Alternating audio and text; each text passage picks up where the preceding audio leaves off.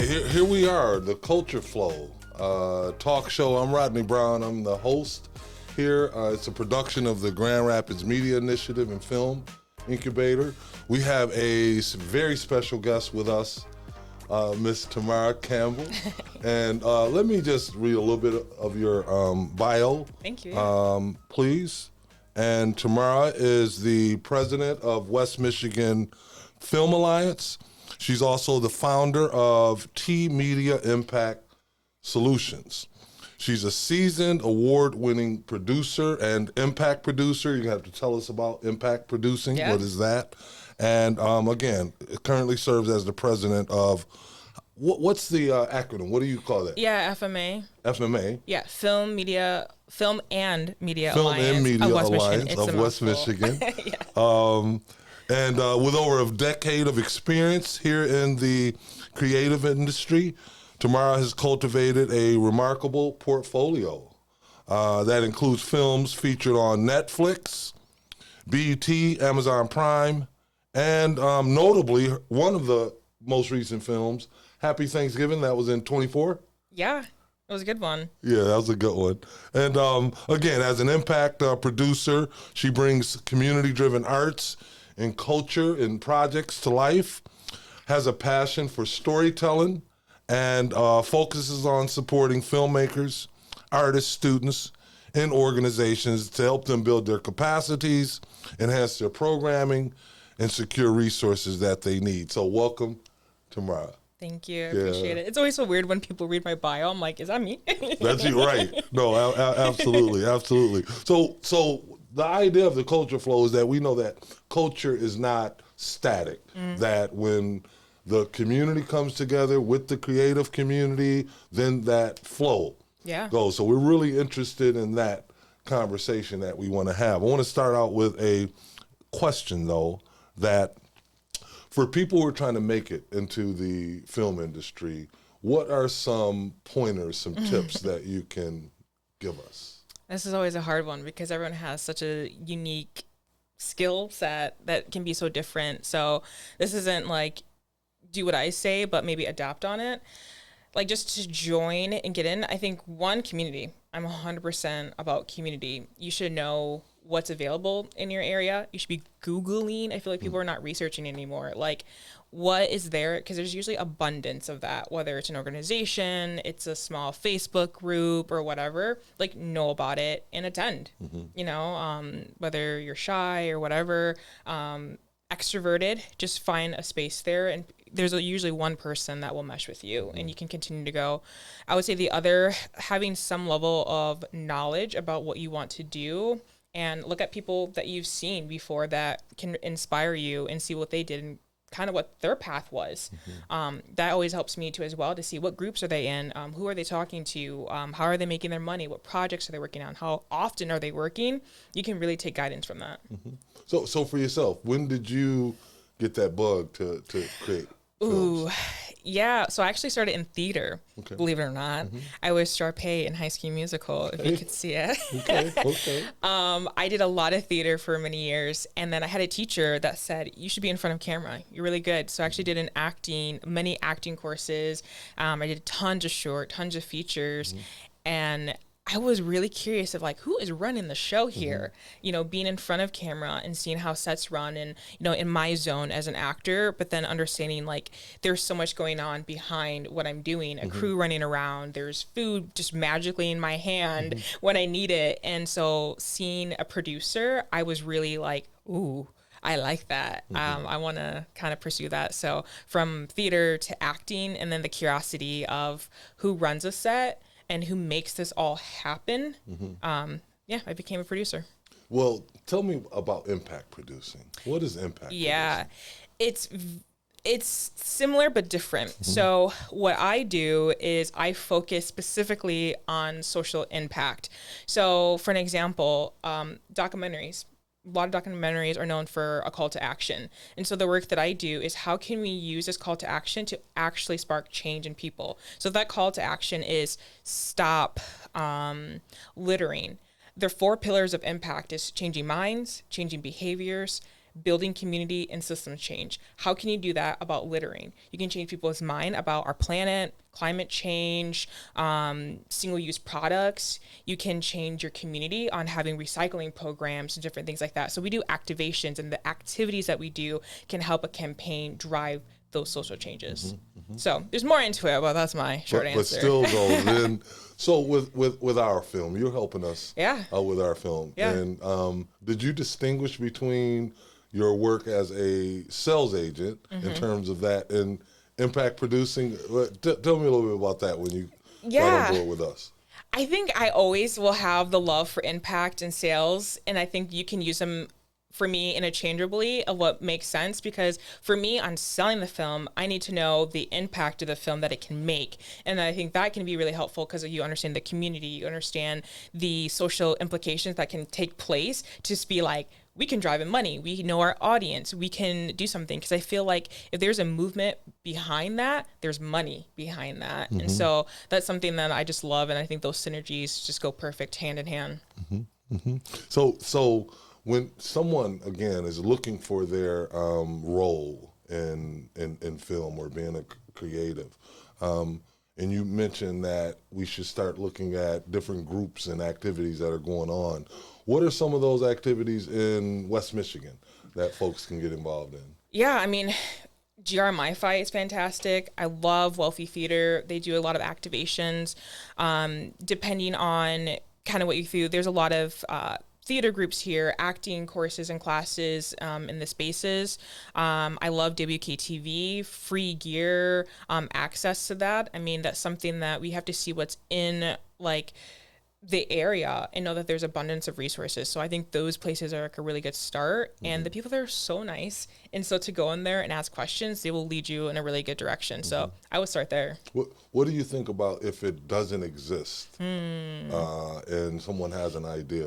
Should they pursue that idea and create? What do you think about that? Yeah, I mean, if you really are digging deep and you're like, man, there's nothing here, I say create it. Like, I am go for it and find other people that have that energy and that spark and seeing if there's something that you guys can do together to create it. But yeah, create it. Absolutely. All right, so for first-time filmmakers, how do they find a sales agent? How do they find funding? What are some things that a first-time filmmaker could do, and when should they get started? Yeah, for a first-time filmmaker, in terms of sales, it's first understanding what are you trying to sell and what does that look like, and why would you need a sales agent? Is this something that you can't do yourself? Is this something that you need their skills, you need their connections? Really, that's what a sales agent brings, and also the understanding of the market. So for me, it's once you are like, this is something that maybe they don't have the energy or the time to be focusing on that. They want to do something else in terms of the creativity of the project. A lot of good places is, again, your local community. Usually there's like rosters or like groups of listing of, people's crew, their talent, their names. So if you can find it or pull anything there, that's helpful. IMDb Pro is also Instagram. I make so many connections on Instagram of seeing what people do. I follow so many other salespeople, producers. And then in terms of financing, that's a big one. There are so many ways. Part of my my business is we focus on grant making, and there's a lot of grants out there for art and culture and film projects. Sundance puts out a ton, Film Independent, Chicken or the Egg. I mean, there's just abundance of that. So that's always a good place to start. I wouldn't rely on it, but having some understanding of investors, EPs, understanding what that means and how they can elevate your film. Crowdfunding is also fantastic. Very grassroots. We love that. Helps build a community, get people excited about your film and following the journey around the film. Friends, family. But yeah, there's a lot of different ways to go into it. But yeah, there's a lot of avenues there. You mentioned crowdfunding then. Yeah. Are you seeing folks successful with crowdfunding campaigns? Oh yeah. I actually worked with a group. They raised $80,000 on crowdfunding. I did not think that was possible. I was like, who is out here raising that much money? But when you have a really strong call to action and you know how to market and you know how to get people like that social impact again, they're doing changing minds, behavior, social change. Someone relates with one of those at least. And so getting that person inspired, they're going to say, hey, did you hear about this campaign? And again, crowdfunding campaigns I really like that are really new and I feel like more culturally fun, to be honest. They're doing some fun things where you maybe donate $5. They send you a video with your name on it and presentation. I want to share that on my Facebook, my Instagram. And then someone else is like, hey, I want that cool graphic design that someone did. Like, where did you get that? And it just spirals. So people really want to be a part of something. And I think crowdfunding can be a really great way. Yeah. Have you seen folks who have crowdfunded, who have gone into festivals and found success after? Yeah, tons. Yeah, tons. The one that did for 80,000, they were able to get into TIFF. They did a really great job there. They actually premiered there. So crowdfunding definitely works for sure.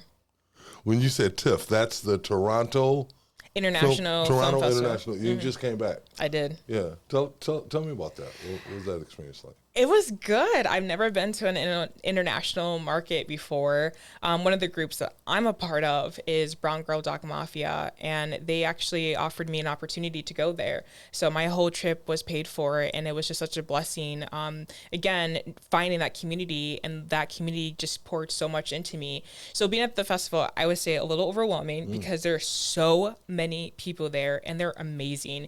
The films, the level of filmmaking, but also the market. I mean, there's people from all around the world, Portugal, Italy, just all over the place, Mexico, that I was meeting and understanding what their market is bringing to the table and what we can in Michigan bring to the table. So there's a lot of conversations there. You got to see celebrities. I mean, The Rock was there. Got to see his bald head. I mean, what's better than that? Right. So you're on your way to the American film market, and that is the domestic market for film sales. Can you tell us, you're explaining this to us, the difference between the international market and the domestic market where you're going to, what are you preparing for that would be different going into American film market versus Toronto? Yeah, they're definitely different markets. So when I went to the international market, that was for me, again, to connect with international buyers, potentially, filmmakers also. And so it was just that energy of seeing who's out there making the work and just synergy.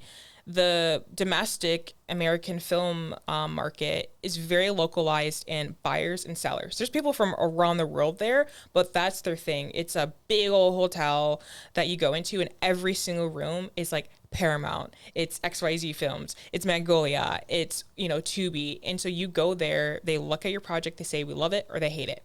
And like, that's your entire time there. And so everyone has this like energy of like, I'm trying to buy my film, I'm trying to sell a film. And so that is the place where you go, that you bring your A game, you bring your decks, you have your tie and suit and whatever on, and you're trying to hit that market. And I feel like it's for people that are very serious in the industry. It's definitely not a cheap ticket, but AFM is for serious people that are interested in buying and selling. Now, what comes first then? The deal to sell the film, and then you get your films into festivals?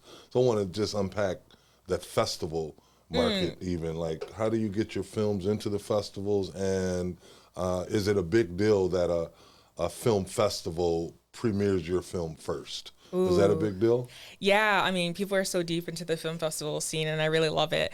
I think for me, when I started getting into the space, I kind of was, what was the big deal about film festivals, to be honest? Being here, I never went to a large film festival, but going to Tribeca and TIFF and Sundance and all these big festivals, it's pretty serious. So there's a few different things. One, you can just apply. So there's always a film festival season that you can apply to have your film in. It's an application. You have to give them the cut of your film, the why you want it to be screened. And really they ask to premiere it. So people are really strategic of where they want to premiere, and usually it's for an award. A lot of people do very strategic premieres for an Oscar too as well. And some people actually go into film festivals with a distributor already. So there's a lot of strategy behind if you're going to go the chicken or the egg, get a distributor already, or go into it kind of fresh so that you can pick up a distributor.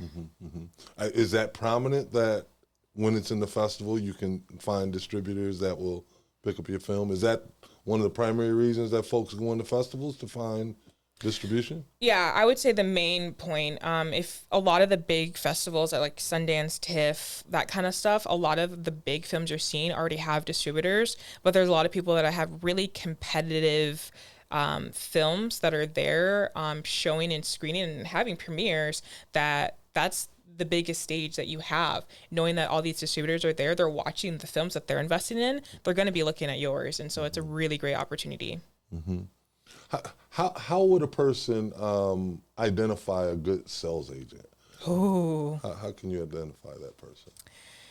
they shouldn't know everything. That's my biggest thing, is a lot of people can sell you on whatever, but I think being able to understand, like, I have a community. I know several other sales agents. I have other people in the spaces, producers that I work with a lot to get my information.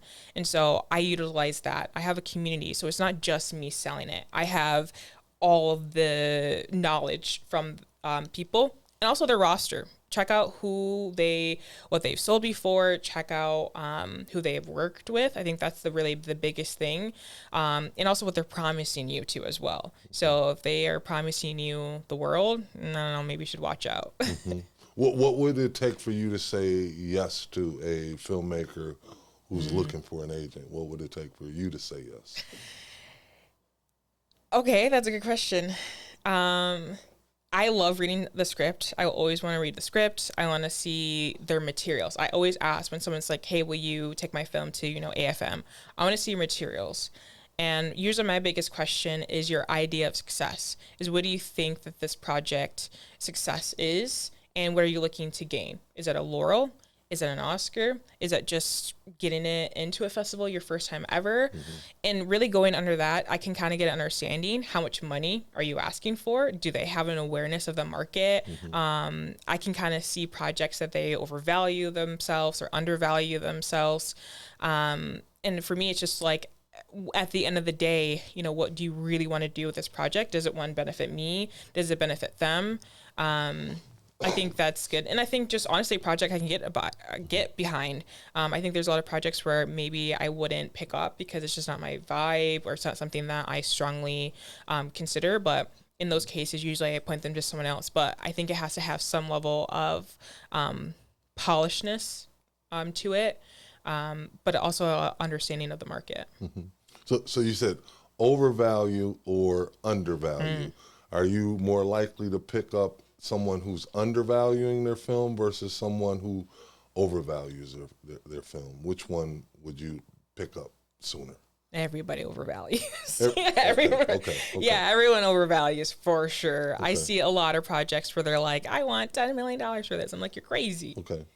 Absolutely not. And I don't think that is their fault. I think people really don't know the market. They're not going to these events. They're not going to an AFM and literally hearing the buyer saying, this is our cap. There's some caps where they're like, we don't take projects unless they start with $10 million.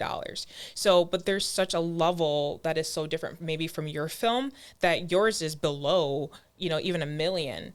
And so I think that's something that people need to get a little bit more educated on. But yeah, people definitely overvalue. I see some people undervaluing their projects because they've been working scrappy their whole lives. So they've been doing projects for free. They've been doing projects for $5,000 here and there. And so they just want anything. They're just like, I will sell this. And I'm just like, I will always be honest with someone if they're undervaluing their project. So that's part coaching? Do you coach? I had a person tell me once that they were going to support me in my filmmaking journey because they thought that I didn't think it was like hitting the lottery, and so that's why I'm asking that question. You know, just this idea of people think that it's get rich quick. No. And no, this is what I'm saying is that the person says to me, hey, I'll work with you, because most people or a lot of people think that it's going to be like hitting the lottery and don't know how much work that goes into this. Yeah, I mean, even on my end, it's risky. You know, my whole job as a sales agent is to prevent risk. And that's what I go into in these conversations. Is I'm basically pitching them, this project has very low risk. Buy it, you know, and I think that's something that people don't understand is I'm not going to take a project that I know is risky, that I know isn't worth it. And, but also the project is long. You can get a deal on the day at AFM. My first time there, I got a BT deal. But it can be a bad deal, or two, those contracts take forever. So to get your money can be a lot longer than you expect. It's definitely not the right business if you want to get rich, for sure. Yeah, get Fast. rich quick. Yeah. Right. No, You can get rich, but quick. Who are some local filmmakers that you work with? Any local filmmakers? Yeah, Shane on the Happy Thanksgiving project here. He was one that I worked with a long time ago. Very scrappy project, really fun, pokes on indigenous, holiday from an indigenous perspective. And it was just really crafted, from his heart with his family. His whole community and tribe was around this project. And it was just really beautiful to see everyone to come together. And it took him actually a really long time. I kept bugging him, like, when is this film going to come out? But he just really crafted this story. And he did phenomenal in the film festival circuit. Like, it's been super well there, and he's now creating bigger projects from that, and the connections that he's made. I'm really proud of the work that he's done and just working with him. So yeah, good work. What would you say would be some of the things that we in Grand Rapids, West Michigan, that we can do more of in order to help our filmmaking community? What are some things we can do? Oh boy, that's a good one. I think it starts with leadership. I think we need to have our city. I think we need to have more structure in place. I really wish people could understand the business of filmmaking and not just the creativity. I think that's my biggest barrier I have with people that email me. It's always about the creativity. And then when I ask them all the questions, they have nothing to say about the marketing, the sales, the audience, the success, the risk, like anything like that. And that can be really limiting. I love that I already know that you love your film. I know that you're going to do quality work, but how are we going to get it out of our community? And I think if we can understand how to not just make films just to have it and sit on your hard drive, but to actually showcase it, I think we would be so beautiful as a community to really showcase the work. I feel like we almost hoard it. Like people don't want to show it. I have clients that are like, oh, I've had this project for 7 years. I'm like, where is it? Like, not even on YouTube. They're just like, oh, I made it and that's it. Imagine the work that took to make that project. Your friends, your family, you maybe did crowdfunding, the work on set. I mean, set is not easy. And then to never have it being shown, I think it's almost a disservice. And so being able to really have films push out of our community to showcase we are Grand Rapids, we are strong, we are creative, we are here. I mean, we'll be in such a good space. That's a learning then for me that filmmakers actually do that as well. So we have a studio audience, and there's someone out there in the studio audience that I just want to reference. I thought that was only in music. That folks sit and they record music, and they have a vault of music and they never release it, right? I didn't know that happens in filmmaking. All the time. Wow. I have a good filmmaker friend of mine, and we were just like, joking, and I did, again, theater, and we were watching some of my old theater tapes, and I said, oh, do you have anything? He's like, oh yeah, I made all these little projects, and they were showing me, I mean, it was probably 20 films that were short, that were animations. I said, well, why don't you post them? Oh, like, what? Right. Like, why did you, I'm like, how long did it take you? Oh, I worked on this for like 3 years, with the animation, doing little claymations and moving their hands and their feet bit by bit, and you're sweating and like the hots of the lights, and you're not going to do anything with it. So I think I don't know if it's fear. that keeps people from it, or the education, but there's so many platforms that you can put your work on that are free, low cost, that are manageable. You can do themselves. You don't need a sales agent. You don't need all of this or that. And I think also the idea of career. I think for me, I always had an idea of what I wanted to do in my career and where I wanted to go. And I evaluate that a lot. That is something that I do every single year and saying, what did I do this year that got me closer to my goal? And I think that's something where I ask a lot of my filmmakers that come to me, say, where do you want to be? Even if you're not there yet, do you have a plan? Do you have a goal? Do you have a reference point? And they don't. And so if we can start having these reference points and seeing what are we doing to slowly get there, maybe it takes you 2 years, 3 years, but you're at least going in a direction. One of those examples is I mainly focus in narrative and documentary, but I did a lot of commercial work, a lot. And so when I was looking at my resume, I saw 50 commercials I did, not a single narrative, not a single doc. How is that getting me to where I wanted to be? And so evaluating and saying, you know what, I have to take less commercial work that may be hard, difficult financially, risky. But if I want to be a narrative producer, that is what I need to do. And I started doing narrative work. So, yeah. So, and you mentioned social media. You mentioned at least Instagram and then YouTube as well. How important is social media to get your stories out, to beta test an idea, to find distributors, or how important is social media? Yeah, I am so old at heart, so I hate social media, but it is so powerful. And I think that's something where for me, I have to kind of step out of that. So I have a team that helps me, and that's something that I enjoy, but absolutely, you need to be in all of those spaces. I think there's appropriate places that I think filmmakers should be in. We don't all have to be on TikTok. We don't all have to be on Instagram. It's where are your audience and where are your buyers? If your buyers are on LinkedIn, you need to be on LinkedIn. If your audience is on Instagram or Facebook, or there's a new one called Spill, that's the popular app now, then that's where you need to be. You know, when I think about the films that I make, is I flip-flop sometimes. There's some films that do really well. We do beta testing. Hey, let's try Spill, see what our progress on there, and we evaluate, and then we'll go to Instagram. Okay, we did so much better on this other platform. So you should really be understanding the data that you're getting to as well. That's something that I go with every single week with my social media manager, is like, okay, what was our demographics? Who is watching it? How long? When did they drop off? Those are really informative to the work we do. I think sometimes it's overkill if you have all the apps. I think we have to pace ourselves, like, mentally. It can be draining. But we see over and over again how powerful social media can be for people popping off, their projects being seen. So it's definitely worth to do the research and invest in it. And would you distinguish YouTube from a TikTok, an Instagram, a Facebook? Would you distinguish YouTube as a different social media platform in a way? Would you? Yeah, a little bit. I actually really like YouTube. I actually spend a lot of my time on YouTube, whether it's shorts or long-term content. I'm a weirdo. I like the hour-long videos. My partner was like, say it in 30 minutes or less, or I'm out. So there's definitely a place. There's been a lot of the clients come to are doing web series, or web series are huge, really popular, a lot of documentaries.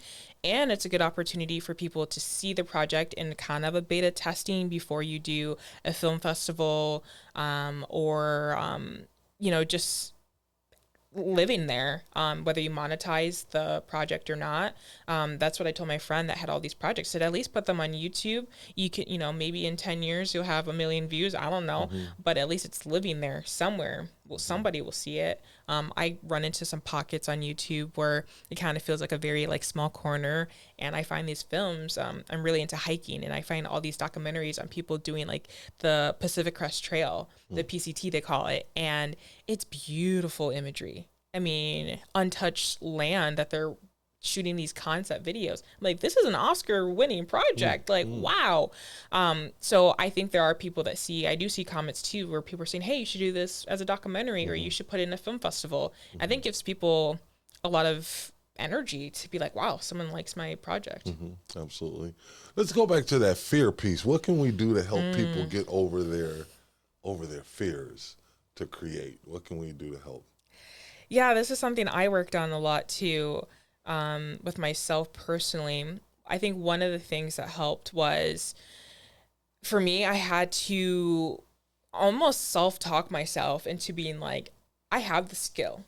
I mean, you don't get hired on 50 commercials without having a good skill as a lead producer, making 50K plus on these projects. So I'm like, I know what I'm doing. I have the skill. I think my biggest downfall, and I still work with this a little bit, is imposter syndrome. And so being able to kind of see what our fears are is that feel of people thinking, oh, she's doing all this or doing all that, whatever, and just being like, I'm going to do it. Something that I read a really good book on was sometimes a lot of people will post things about their success or what they're going to do. And mine was posting it when I do it. And so that really helped me get over the fear of saying, hey, I'm going to work on this project. And then it doesn't happen. And everyone's like, she said she was, and I can take that out and just one day pop up and say, hey, I did it. And that really helped me. I think having good support system and honest people, my friends and family, they're in a level now because I know that I'm in space. They give me honest feedback, especially my dad. He would be like, I'm like, okay. And so to have good conversations with your friends and family, and then I have family that says, you need to post this. You should do it. We believe in you. We love it. My dad has a YouTube channel. He's actually really popular. Midwest picker, and he is the shyest person you would ever meet, and he's on YouTube, and he encourages me. He's like, you should start a YouTube channel. I'm like, no, Dad, I have that fear of whatever. And so I think seeing other people in the spaces you are in or want to be and seeing them do it, I think it really does give you courage. And I think you need to fail. I think that's the other thing. I think you need to fail. I think you need to get some criticism in a sense. My failures have definitely helped me be better and get over the fear, because we all do. We're human. Yeah. Right. So would you say, and I want to talk about film incentives a little bit. Would you say that that we're prospecting now to bring those incentives back, and how important are film incentives for filmmakers here in Michigan? Yeah, not having our film incentives, I think it's been 13 years, has been really detrimental to our industry. It's put a handicap on us, really. That's what it's done. We are in the works of getting our film incentives. This is our second time revitalizing with the organization I'm on, and one across the state in Detroit. I think it's important, but I don't think it should be everything. I think we should be continuing to working and doing our own thing to get it without it, because we've done it for 13 years. But I think it's like, it will be so much easier. And I think also our partners, international partners, and people out of state in LA and Atlanta and Chicago wanting to work here. And I think that's the biggest thing that we lack, is not having this incentive doesn't get people to come here and shoot these films. The assistance, and I think that can also come with resources too as well, is a structure that will really help and guide our filmmakers, giving them a little bit of support. I think without that, we have had to be scrappy. But again, for 13 years, we've been creating so much work here. So it's not impossible. It's just a handicap, and we've been working with that. Yeah. And you were making the point in terms of the government officials too, and how important they are at the local, state. So here in Grand Rapids, our local city government, there's things happening there. How important is it that our local city government supports filmmakers? How important is that? I am exhilarated by it. I actually drove from Detroit all the way to Grand Rapids at 6 o'clock in the morning. I sleep in it until 10, so that was a lot for me to talk with our mayor, because I think it is so important. I know as filmmakers, not everyone wants to be an activist, and you don't have to be, but being able to understand, like, it is our leadership. There's so much that we can do here, and so much that I can do, as a filmmaker. But if we're not asking questions, if we're not curious, if we're not seeing what is conversations behind closed doors are happening without us, like, we're not informed, and they can be making wrong decisions. I think our leadership here is understanding the harm that's happening of not having incentives, not having the structure. I think it's knowing what to do with it and also getting more tapped into the film industry here. I think there's a little bit of a disconnect. So having people continue to talk with them, I think really gives them excited, you know, it keeps it on their radar that they can hopefully improve. So not everyone can go and just talk with their mayor, but there are access points in terms of letter, a phone call, or talking with people on a more local level. But our government definitely, in our city and our state, have to be all in this with us.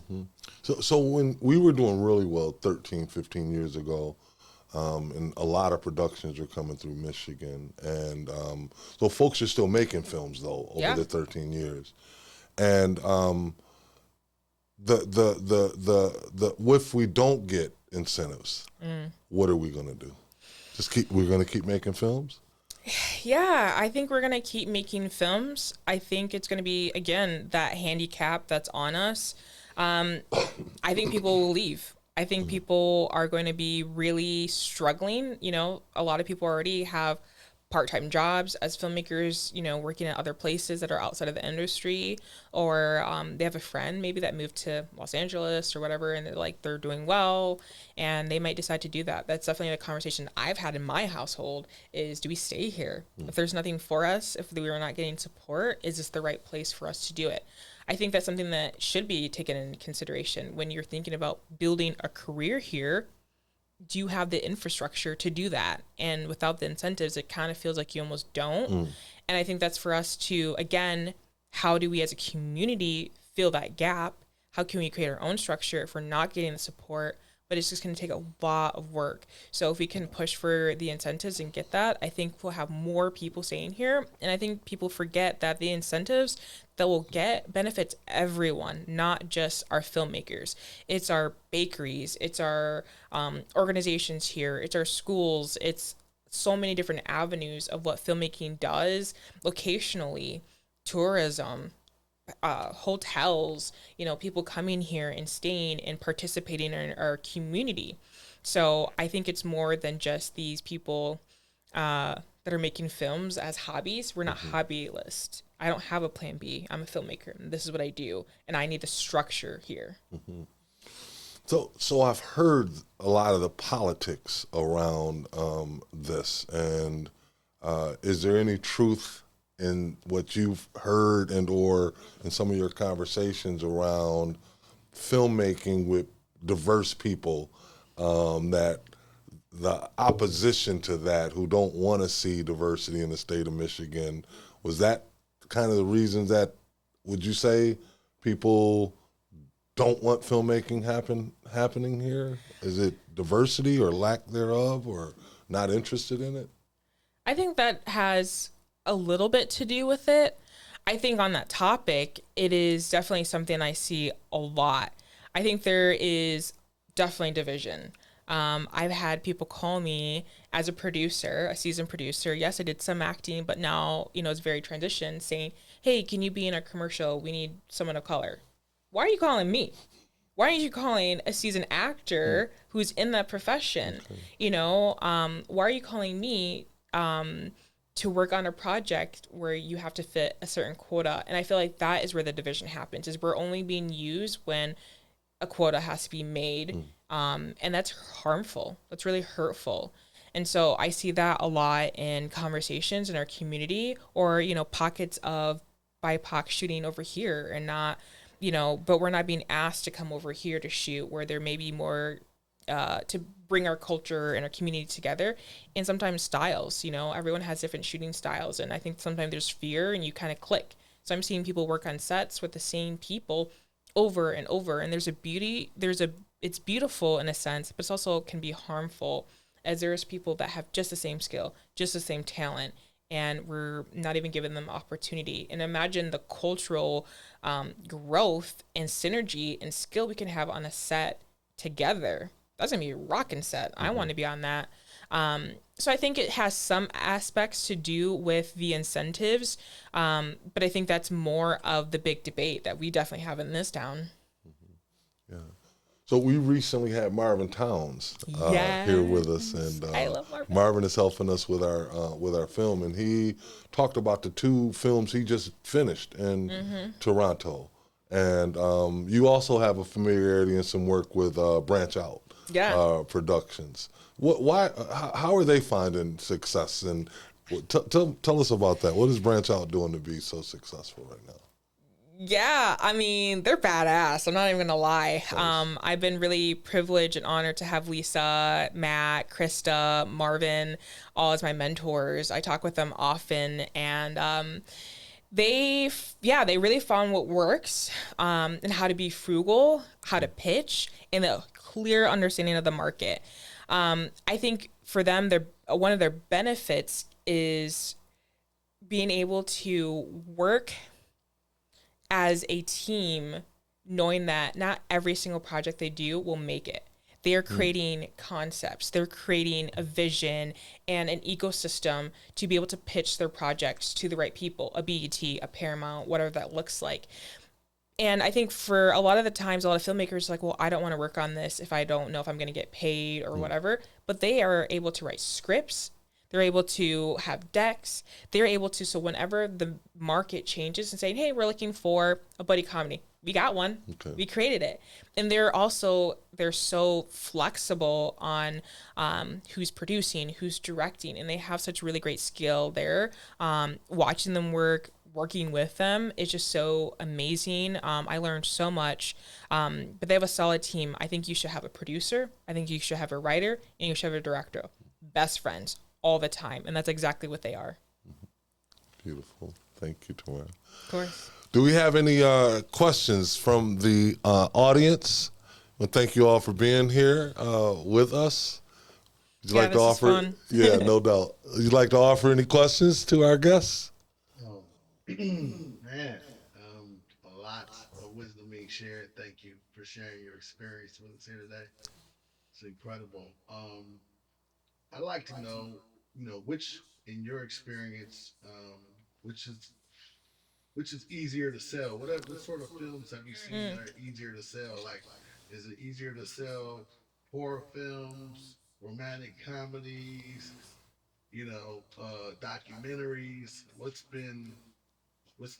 trending in Hollywood? What's easier to sell? What are film companies buying most of nowadays? That question, what's easier to sell? Yeah. Yeah. I don't think there's easier. I think one, of course, I said probably 15,000 times here, but knowing the market for real. But like every distributor has their own niche in a sense, and understanding when they're buying and selling. So around this time, of course, they're doing Christmas films. That is super huge. Like getting them in this season and fall, so they can be prepared and ready. And they probably have, honestly, in a little bit of the summer, getting these Christmas films made and also shipped there. So understanding, okay, I know that this season is happening. How can I make a film that we can get into, the winter seasons or whatever? I think, again, films that are irrelevant, that are happening, whether it's culturally or it's playing on just what's going on in the world, those films are always hot. We see this all the time where maybe someone passes and there's a documentary 2 weeks later. It's like, how do they just create that? Like, I swear, like that person just died. Like, let them rest. Yeah, I mean, there's definitely genres that will always be easy. Horror, easy. Hallmark, easy. Like things like that for sure. Action is a great one, and I would say sports too as well. So it really works that fast. So you're saying if someone comes right now, Christmas, I got a Christmas film in the can right now, I give it to you to take to AFM, it can be sold in the market by time for Christmas in 2025? I think it's something, it depends. It does take time. I say give them at least 3-4 months. That's usually a thing. So if you came to me maybe 2-3 months ago, yeah, I think it could be doable. There are some platforms that are pretty quick. I see that in documentary a lot, is they're really quick. Like I said, it was something passing, putting that on there. I just got a distribution deal with an educational distributor for a documentary, and they put that up in 2 weeks. You know, we gave them all of the deliverables as they asked, so there was not a lot that they really had to do other than just get it on their platform. So understanding how to do that, you know, and preparing your film to be polished, yeah, they were quick. Again, I try to give people grace and leniency before we just like put this on the air. Like they're like, you know, we need time. I'm working with a Christmas movie actually right now called Popo Noel, that will be on PBS next year. And so we are working on getting all the assets and everything together. And that film will be in next year just because they already have their slate of films this year. So it depends again on the distributor, and thinking a little bit in advance. Yeah. How can folks reach out to you, T Media Impact Solutions? How can they get in touch with you? Yeah, I mean, they can always reach me on my email or my website, tmediaimpact.com. And I'm on Instagram. I think I'm on Facebook as Tamarra Campbell. Yeah, I'll be around in Grand Rapids, the Detroit area. I'm super excited to follow me at AFM. I'll be probably posting a lot of content as well in a fun entrepreneur way, but the business side and just like the energy there is just, you just have to experience it. It is, it's so cool. Yeah, thank you. It's going down second week in November. Tomorrow's going to take our film out there. And that's a city within a city, the Black Freedom Struggle in Grand Rapids, Michigan, and fingers crossed. Yeah. Are you excited about taking our film out to?